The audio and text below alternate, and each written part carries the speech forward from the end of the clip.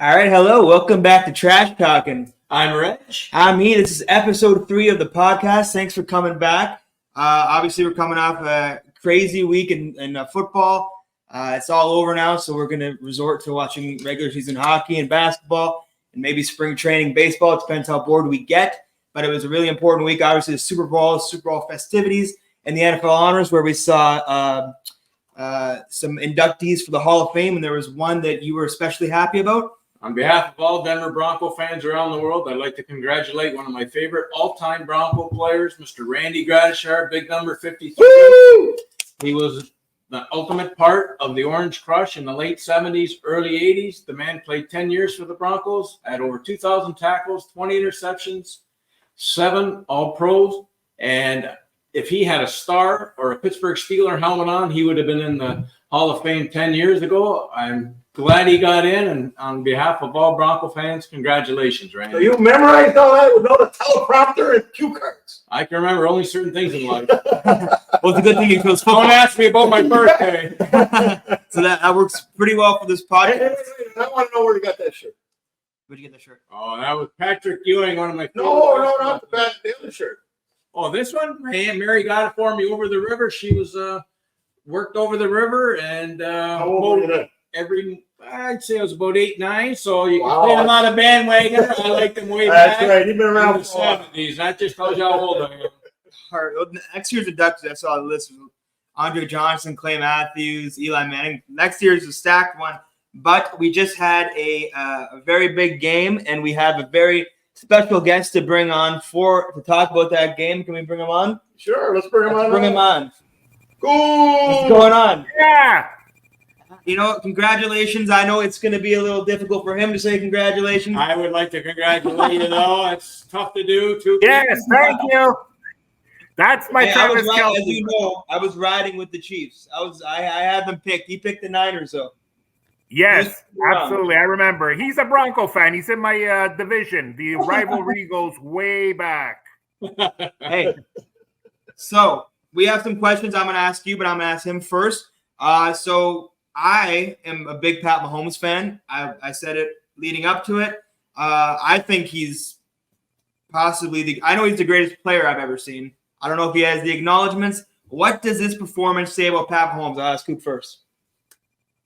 What does it say about him?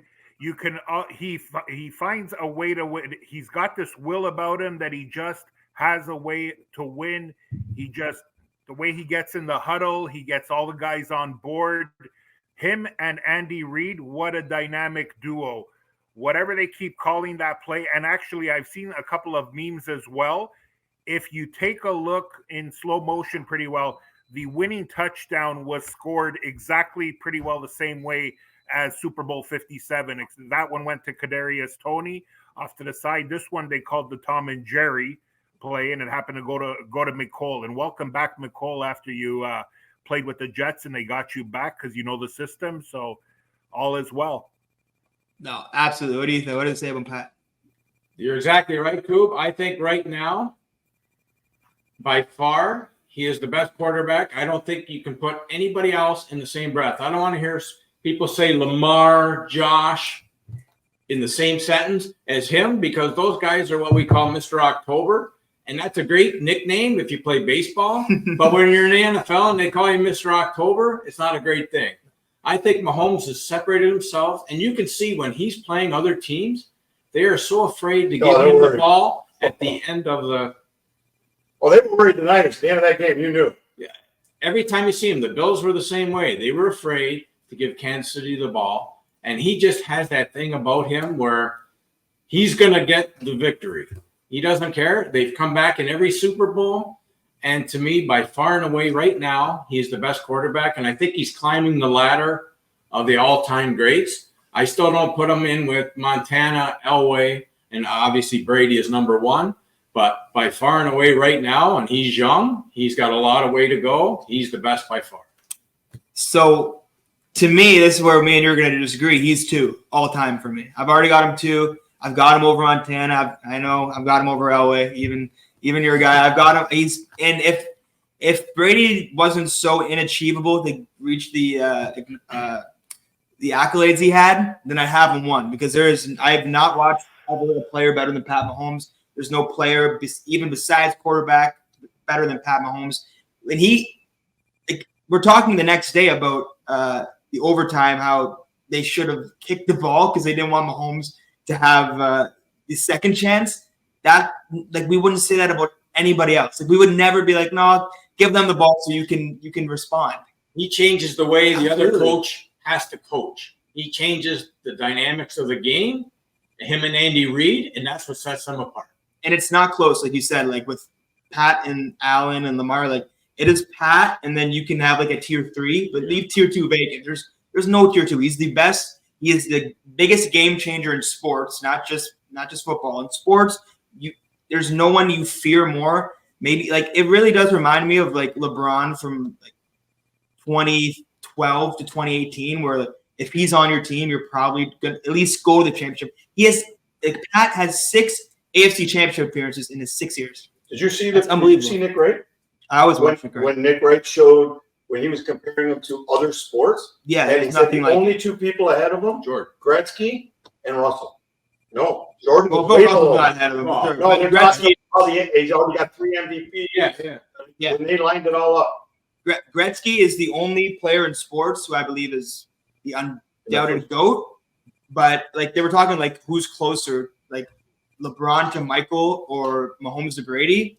And you can, I mean, I know you can't argue rings and stats, but you can definitely argue right now that Mahomes is better than Brady. To me, I know you won't, but I have him too. I think he beat Montana, Rodgers, Elway. I think he's only chasing Brady. It's very LeBron-esque to me. He's only chasing a ghost. Koob, what do you think? I think that he's changed the way that quarterbacks are going to play forever just because of Mahomes. Oh, absolutely. Yeah. There's also those stats out there that it doesn't matter if this guy is down, and he's been proven it too, down 10 points. There's that other game in the playoffs with Houston came at Arrowhead, or now it's GEHA Stadium.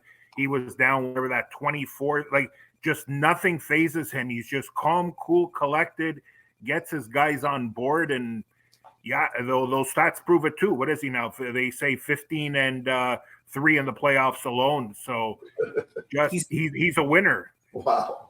He's 9-2 when down by 10. Yeah. That is the next closest was Brady, who was 10-11 when he was down by 10. You watch some of these other teams when they're down by 10, the fans are going out the stands. They're already leaving the building. They know they ain't coming back. Like in Baltimore, they're not coming back. And let's face it, that Super Bowl 55 as well. Yes, he was scrambling for his life because our O-line was decimated, but still he was making he put the ball in the people's hands. They just weren't catching. He was just like running for his life. But ever since they fixed that up, and hats off to not only Mahomes, everybody, like Nick Algretti, I heard too, had that the torn UCL, and he played through it too. And I'm just looking forward, honestly, to next year too, because what they're talking about too is possibly Nick Algretti takes that spot, move over Joe Thuney to where Juwan Taylor is now too, where it was his original left tackle position to begin with too for Thuney. The sky's the limit. So every reason why this team with the youngest defense that they've got played lights out. So I'm looking so forward to next year already. So I'm in their conversation, 3-peat all the way. Sorry, Reggie. No, exactly. I'm thinking the way you do. You know what? You guys are in the Bills' minds. The Bills will never beat you. Cincinnati knows how to play against you. That would be your toughest competition, I think, in the AFC next year. If Burrow's healthy, I could see a Cincinnati-Kansas City championship game again. That'd be fun, though. I'd have a lot of fun with that one. Burrow's the only guy who can compete with Mahomes, I think, and he obviously can't compete him for Mahomes. But the team, I feel like the Bengals are the only team that isn't as scared of you guys as everyone else. Like the Bills are terrified. They like after you guys won, they already posted again for the 3rd time in a row. They posted the road to the Super Bowl starts now. Like they are terrified. You're in their minds. But the Bengals are the only team that I think actually has a certain swagger when they walk in to play you. I don't think it matters because you have Mahomes. So I really don't think that should really do much. But I think the Bengals are your biggest threat. And they're not that much of a threat. I think you have a question? Yeah, is it okay if the producer asks one question since I got my buddy Koob on here? I wanted to ask a question, the producer. So I inadvertently put this up already. What are your thoughts on this, Koob? I need to know. I read Tom Brady's, and I agree with what Brady had to say. What did Brady have to say about that one? Brady said he's done it. Everybody's done it. It's emotion. Unless you've played the game and have been in those high stakes, you'll never understand. And he said the class that Reed showed afterwards shows why he's a great leader. I know Nick, my brother-in-law, obviously gave me the meme that the whole thing about it was saying, if you look at it closely, the little jokes were saying, "Got to put me in, coach. Let me get that touchdown. She's going to leave me, and she's going to make a song about it." But at that point, yes, he had the one reception, 1 yard, but what a great second half adjustment. And then he ends up with, 9 receptions, 93 yards, they said. So quite a bit. They targeted him in the second half. But yeah, it was a heat of the moment thing. I don't blame him probably for doing it, but thank God Big Red did not fall down, but he did lose his footing a bit. So, what do you guys think? Well, for me, it meant nothing.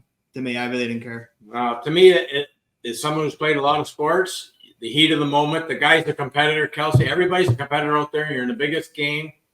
You got to give him a pass on that. It's just emotions that are taking over. It's not the real thing. I think Andy Reid realized that, and they're going to move on. I don't see a problem with it. I wasn't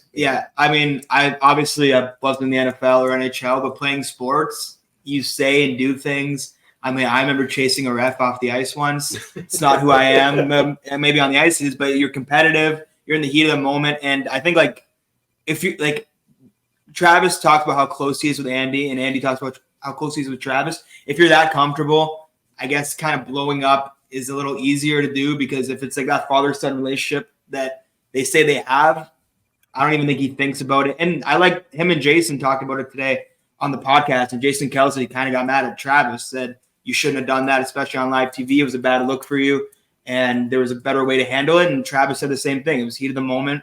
He wishes he never done it, but I think that's a competitor who doesn't know how to lose, because he hasn't. He really doesn't lose. So I'm fine with that. I really don't see an issue with that. Let's face it. And Andy was the one who set up Trav with Taylor, too. They seem to get along. He's a matchmaker.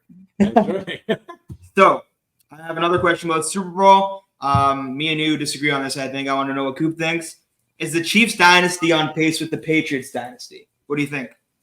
Is it dynastic? Yes, absolutely. Like I said, I just reiterated before too. The defense is young. Just make a few more adjustments, possibly on offense. But Rashee Rice there, like Brett Veach, our GM, a great weight. He's great general manager, so he gets talent out there. So that's pretty well all we're missing. If we get that offense going with that defense, honestly, I see this trajectory. Possibly they're talking about the Brady 7 rings. I see no reason why Patty Mahomes and the boys, cannot get there in due time. He's only 28. He's young. He's a young guy. I think at his age, with his ability, the sky's the limit. It's a lot harder now to keep dynasties with free agency and everything else. But like you said, they're under contract. They're a young team. I don't see Mahomes ever leaving there. If Andy Reid's still around, in the NFL now, there's a lot of haves and have-nots. There might be 4, 5, 6 really good teams, and then there's a drop-off in between.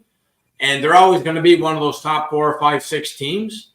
So to me, at his age, if he doesn't get hurt and they stay pretty healthy all year, I would say the next 4 or 5 years, but they have a shot every year. I think every year they should be the favorites, because they have. I know they're not next year, which is kind of crazy to me. But like you mentioned, Andy Reid, you mentioned Rashee Rice, and the defense they're building. To me, none of it matters. Like if Travis Kelce retires in 3 years, that'll suck, but I don't think it'll matter. If Andy Reid retires at some point, he's getting old. It will obviously be a huge hit, but I again do not think it'll even hinder my belief in the Chiefs. I was dumb enough to think when Tyreek Hill left that would damage him. Yeah, me too. And look what they've done since he left, right? They got 2. Yeah. I don't even know if I know he was a great luxury, but that's what I'm saying. Like Travis is a luxury for Pat.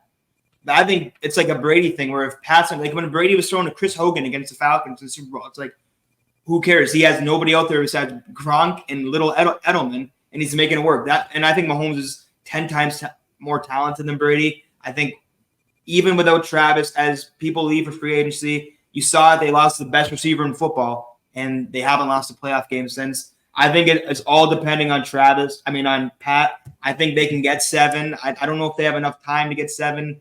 He's 28. If he can play till 38, 39, that's still you'd have to win almost every other year, right? But on this pace, he gets to an AFC championship 100% of the time. He gets to a Super Bowl, I think the stat was 70% of the time. It's unbelievable. So I think anything's possible with him. I think he's going to be the GOAT. If you don't want to say it now, that's fine. Give it time. But I think all it takes is Pat to be there, and they should be the favorites every year. I think they can get 7. Another thing I want to add too, back to the Tyree. I'm with you guys too. As a Chief fan, yes, it was sad to see it. I was afraid too when he went. All the talk was that, but that trade with Miami that gave them that draft capital, and it turned to that year's draft where they have this knack about them of their draft, because obviously we know going back to Patty Mahomes when they moved up the 10th spot with Buffalo that time, but this one with the Tyreek trade was when it was New England's turn at 16, that turned into we want that pick now, and we'll give you one of our third rounders that we have this year, and flop our pick in our later round with you as well. And sure enough, it turns out to be Trent McDuffie. That amazing. Like this is stuff that they've got. Like I said, Veach and all the guys, like just their scouting team or how they draft is unbelievable. And before we wrap it up with Koob, that 7th round pick that you guys got back from the Dolphins, which everyone probably threw away, ended up being Isaiah Pacheco. So you guys got your value with the Tyreek Hill trade. They paid him all. They gave him all of his money. But I think Brett Veach, Andy Reid, they all realized you have the greatest quarterback we've ever seen. You don't need Tyreek Hill. He'll make everyone else around him better. So I think you guys won that trade completely, even though at the time it didn't seem like it. Tyreek's playing with Tua, turn the ball over now. And so I don't know. I think you guys won that completely, and you guys are going to keep showing it for years. What do you think? Perfect. Thank you. All right, Koob, congratulations on your win. Congratulations. Thank you so much. He's next. His team's next. Hopefully not next year, though. Thank you. Thanks for coming on. See you, buddy. Okay, thank you. Bye. Good thing they won, because I don't know how it would. I think it actually would have been a little funnier if they It would have been lost. funnier if they lost. But I like being right, so I'm happy that the Chiefs won. We're actually going to keep on the Chiefs for the next topic, because I saw the odds the other day, and I saw the Niners are the favorites to win the Super Bowl next year, and the Chiefs are 2nd, the Cowboys are 7th, which always means a lot. So I want to ask you, who is best positioned to dethrone the Chiefs next year?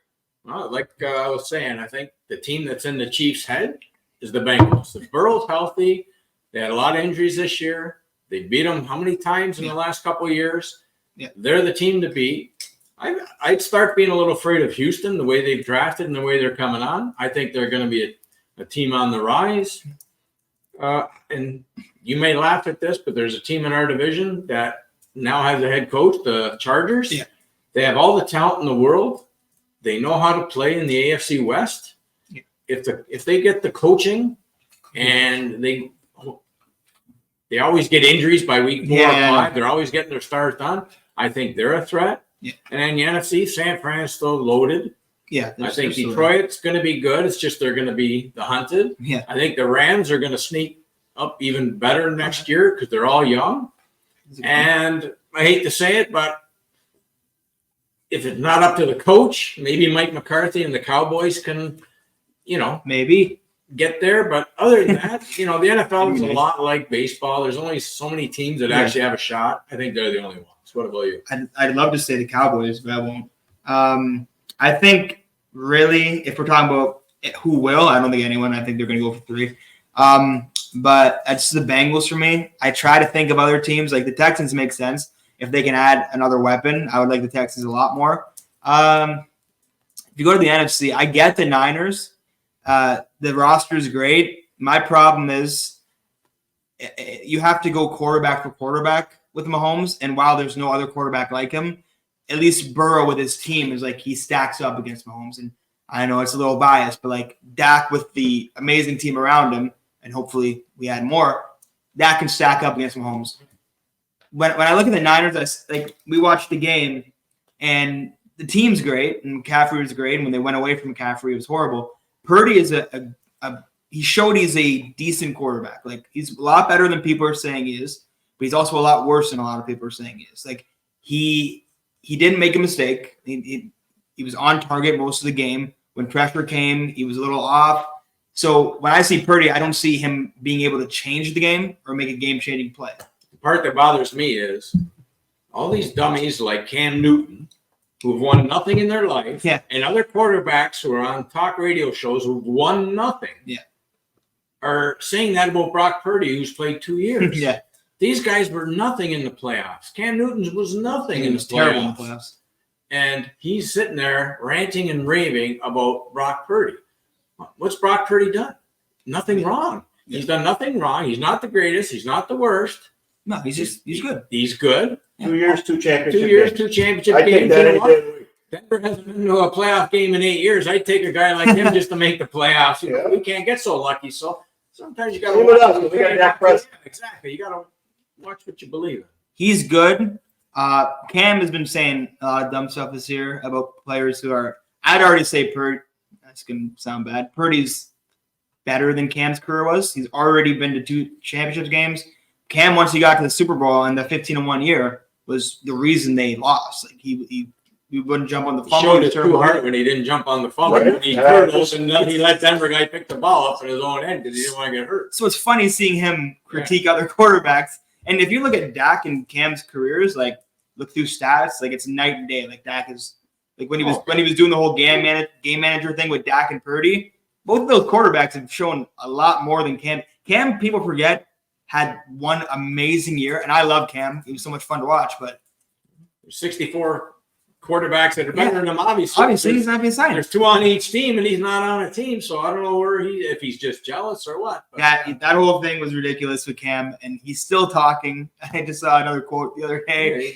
He won't stop with it. I don't get it. He just won't let it go. But, sometimes you got to take it where it comes from. Yeah. Exactly. I mean, that's why I feel sorry for, athletes. Because, like a guy like Brock Purdy, he's done nothing wrong. He doesn't talk about anybody. No, he's all good. he does is win. And then you get people who are harping on him. So. And Brock's, post-game speech, he was classy. He took all of the blame when it wasn't really all on him. But I thought the game went down when that Greenlaw got hurt just running on the field. The San Fran's defense went down a little bit. Kansas City took advantage of it. I thought it was over when Mahomes threw the pick, and they didn't. That's my thing with Purdy. He's really good. They didn't score. But if you can't capitalize on that, I assume Burrow would have. Even though destroy him, Josh Allen would have. It's the play calling too. You gotta take Shanahan. It looks pretty bad on Shanahan. All this, that's 3 blown leads if you want to count the Falcons game. Yeah, I just sometimes you got to stick with your running game, and even if you're only getting 2 and 3 yards, just keep trying because eventually something's going to get. Look at that defense, so yeah, that's second in the league in pass defense. I think they were 19th in run defense. You have to keep pushing it, and you can blame Shanahan because maybe it would have been. When you hear that they didn't know the overtime rules, maybe you can start blaming the coach a little bit. And, well, we call them the Josh Allen. Those are the Josh Allen. Those are the There you go. Those are the Josh Allen. You know what I love about circling the wagon, right? I love the overtime rules because no one else ever complained about the Bills. Once it happened to the Bills, there was a vote to have these rules change a while back. The Bills voted against it, but when it happened to them, well, now what they're doing is because of the Bills, they put this in. Yeah. Now the right post is going to be further out. That way, when they kick the field goal, it'll never be right. So this is going to be a new rule in the league this year. So if you're watching on TV and you wonder, hey, how come the post is so far? That's because of the Buffalo Bills. It's a new rule. I hope Frank They're getting changed. There's a new They're getting rule. everything changed. New rule. They're getting everything changed. All right, that'll do with the Super Bowl. There was one person who was right at this desk. I was riding with the Chiefs. Yeah, I thought you were going to be right though halfway through. But I don't know. The Chiefs look dead. I thought you were going to be right. All I care about is My man Mitchell got 2 carries for 6 yards. That's Yeah, all that matters. that was the only thing that mattered through the whole game. And Elijah Mitchell got 2 carries. We were all pretty excited about that. One hit, you know what? It didn't It was matter. all- 1.5. As long as he got 2 carries, that's all that matters. And I was just waiting to see Usher. So that's all I heard. Oh, let's not start. Well, it's all right. All right. So we'll wrap up with Super Bowl. Obviously, no football for 7 months. So we're going to. There's football. There's going to be football. We'll be able to talk. Jerry Jones will have the Cowboys. I was going to say, we'll be able to talk about the Cowboys quite a bit. Maybe we'll talk about the USFL or something.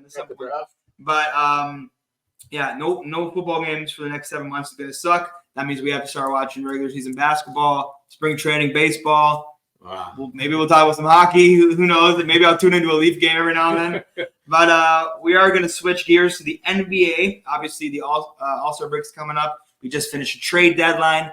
Very boring trade deadline. Not a lot of stuff happened. But after the trade deadline, how do we have our roster set up? Who are your top contenders in each conference?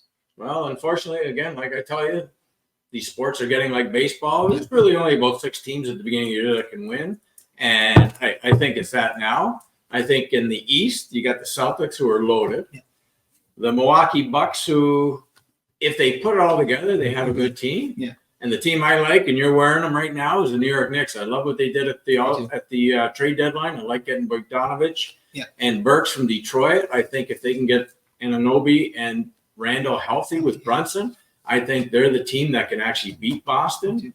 I don't see a team like Miami in the East or somebody sneaking up on anybody. You know, if the Sixers, if Embiid was healthy, I would put them probably in the same area as Milwaukee, but I don't see any of the bottom teams. You know, they're just there for the owner to get money, to get some extra home games, you know, and that way, you know, TNT and TBS have more games. Yeah. In the West, you know, you got the defending champs, the Nuggets. Until somebody knocks them off, they're the champs.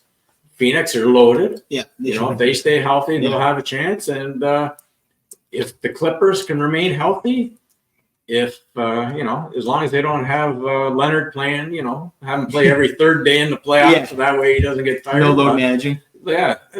I don't see teams in the West like Oklahoma City, Minnesota. I think they're good.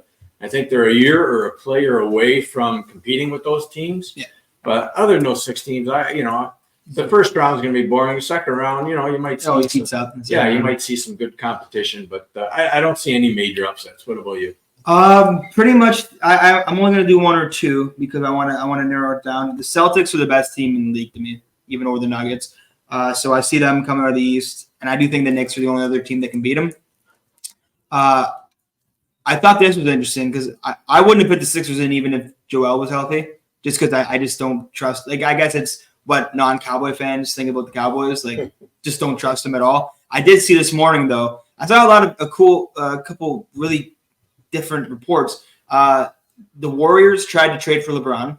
That was pretty cool. Right. And the Sixers tried to trade for LeBron. That would have made sense. That would have been a good move for the Sixers. But Pelinka wanted Embiid back for LeBron. Yeah. So that's what they did, which wasn't happening. Which wasn't going to happen. But I thought that was really interesting. Obviously, that would never have happened. I would have liked to see LeBron go to Golden State. That would have been a pretty cool storyline. But who does Golden State have? Yeah, well, maybe you can throw a package. Klay Thompson would have probably been one. It would have been Klay, Kuminga, I assume. So it really would have set the Lakers back, but they're gonna get set back anyways. But I thought that was interesting. But I wouldn't put the Sixers in there. Even if Embiid was healthy, I don't trust them. So mine would be Celtics, Knicks in the Eastern Conference. The West, this is going to be a little shocking. My little dark horse in the West, just because we were talking about Mahomes and how one player can change things. My dark horse is the Mavericks in the West. I don't think the team as a whole is that good. They don't have good depth. Every argument you can use against the Mavericks is 100% valid. But I just every night when if I turn on the game or if I check the stats, Luka is 35, 15, and 10 every night. I think he can do it out of anyone. He's got that LeBron factor to where he can carry a team to a certain point. If they play the Clippers, I like the matchup against the Clippers.